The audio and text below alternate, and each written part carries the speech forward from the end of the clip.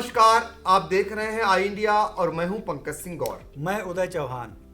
तो आज हम चर्चा करेंगे जिस तरीके से समाजवादी पार्टी की आज बड़ी खबर निकल करके आती कि नेता प्रतिपक्ष के तौर पर जो है अखिलेश यादव को पार्टी के विधायकों ने चुनने का जब काम किया तो ये बड़ी खबर आ रही थी, बड़ी खबर भी बनती क्योंकि एक दिन पहले योगी मंत्रिमंडल का भव्य शपथ ग्रहण समारोह हुआ और इसी बीच जो है अगले दिन फिर एक बार समाजवादी पार्टी ने आज धमाका करने की कोशिश की, लेकिन धमाका कहीं दूसरी तरफ चला गया। क्या कुछ रहा, हमारे सहयोगी उदय सिंह चौहान जिनसे चर्चा करेंगे और आप तक समाजवादी पार्टी की आज बैठक के बाद जो कुछ घटनाक्रम हुआ उस बारे में आप तक खबर पहुंचाएंगे। तो उदय, ये बताइए कि जिस तरीके से सपा मुखिया अखिलेश यादव ने लोकसभा पद से इस्तीफा दिया और उसके बाद ये माना गया कि 125 विधायकों के साथ वो जो है विपक्ष की भूमिका का निर्वहन बहुत ही जोरदार ढंग से करेंगे, लेकिन पिछले एक दशक से जिस तरीके से समाजवादी पार्टी पारिवारिक कलह से जूझ रही है, आज फिर एक बार बड़ी खबर पारिवारिक कलह की निकल करके आ गई जब शिवपाल सिंह यादव नाराज होकर इटावा चले गए और ये आरोप लगा दिया कि उन्हें बुलाया ही नहीं गया समाजवादी पार्टी में, जहां सब कुछ ठीक ठाक बताया जा रहा था। चाचा और भतीजे की जो लड़ाई थी वो एक समान खत्म होनी बताई जा रही थी और चाचा ने डटकर साथ दिया अपने भतीजे का चुनाव में और भतीजे ने हमेशा अपने चाचा को कम करने की कोशिश की, जो आज भी फिर से दिखाई दिया। तो ये बड़ी खबर कैसे बन गई? जाहिर सी बात है कि अखिलेश यादव की इनमेच्योरिटी से कहें या हड़बड़ाहट में वो अपने चाचा को भूल गए, जो भी वजह रही हो, लेकिन ये बड़ी खबर तो बनना लाजमी थी चूँकि वो उनके चाचा हैं और आज एक बड़ा फैसला लेना था समाजवादी पार्टी और उनके सहयोगी दलों को। यकीनन वो बड़ी खबर थी क्योंकि कल ही मुख्यमंत्री ने शपथ ली और आज अखिलेश यादव को नेता प्रतिपक्ष चुना गया। इसके लिए बैठक बुलाई गई थी और अखिलेश यादव ने इरादे जाहिर कर दिए थे। उन्होंने कहा भी था जब लोकसभा से इस्तीफा दिया था कि वो विधान भवन में सरकार के विपक्ष की जोरदार तरीके से, मजबूत तरीके से भूमिका निभाएंगे और जनता की समस्याओं को उठाएंगे। तो ये बड़ी खबर बननी ही गई थी लगभग, लेकिन ऐन मौके पर शिवपाल यादव का जो बयान मीडिया के सामने आया, शिवपाल यादव ने कहा कि उन्हें बैठक में बुलाया ही नहीं गया, जबकि वो पिछले 2 दिनों से इस बैठक में शामिल होने के लिए लखनऊ में डेरा डाले हुए थे। लेकिन जब उन्हें बैठक से बुलावा नहीं भेजा गया तो वो नाराज होकर इटावा चले गए। मीडिया वालों ने उनसे सवाल किया तो उन्होंने बाकायदा खुलकर इसका जवाब दिया कि 2 दिनों से वो इंतजार में थे इस बैठक के।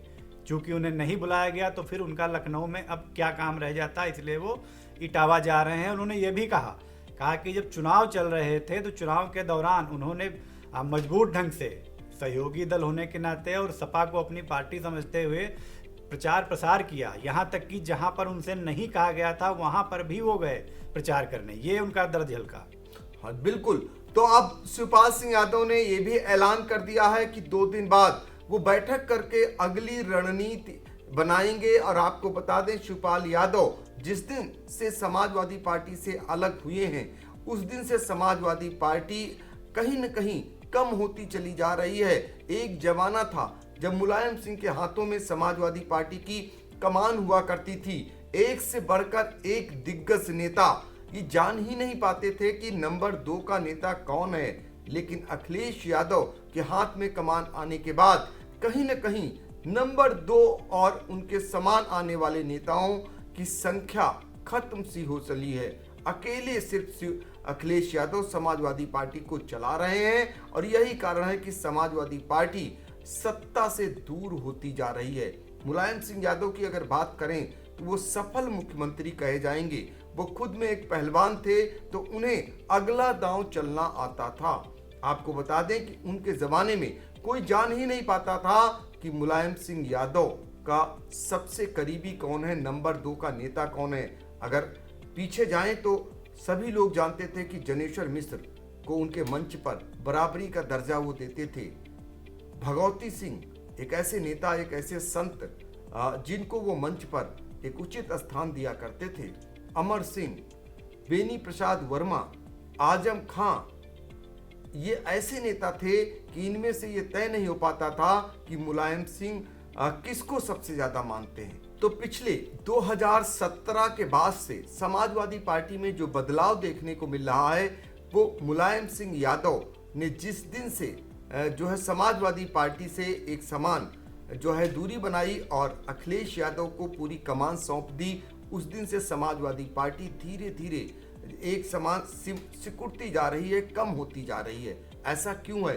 ये चिंता का विषय है, क्योंकि पारिवारिक कलह अक्सर सामने आ जाती है जो बड़े नुकसान का कारण भी बनती है। आज फिर एक बार वो चाचा जो भतीजे से मान गए थे और भतीजे के साथ वो लिए थे, एक सीट पर समझौता कर पूरी समाजवादी पार्टी को लड़ाने का काम किया। हालांकि शिवपाल सिंह यादव से जिस तरीके से जो है अखिलेश यादव को काम लेना चाहिए था, अखिलेश यादव ने नहीं लिया, जिसका नतीजा ये रहा कि जो सीटें समाजवादी पार्टी को और मिल सकती थी वो कहीं न कहीं कम मिली और सत्ता से समाजवादी पार्टी दूर हुई।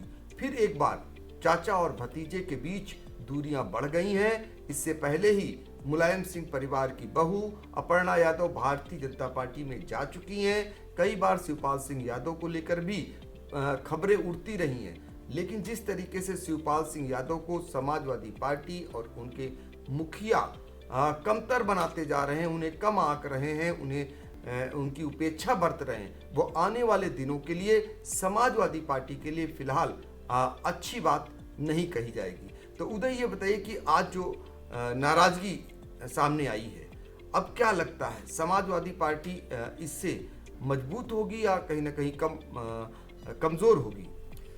देखिए, अपनों की नाराजगी यकीनन कमज़ोर करती है, कोई भी कुनबा हो या परिवार हो, मजबूत तो कतई नहीं करती है। हालांकि नरेश उत्तम पटेल जो प्रदेश अध्यक्ष हैं सपा का, उनका बयान जरूर आया है। उन्होंने नाराजगी दूर करने के लिए ये कहा कि आज की बैठक जो थी वो सपा विधायकों की थी, सहयोगी दल नहीं बुलाए गए थे।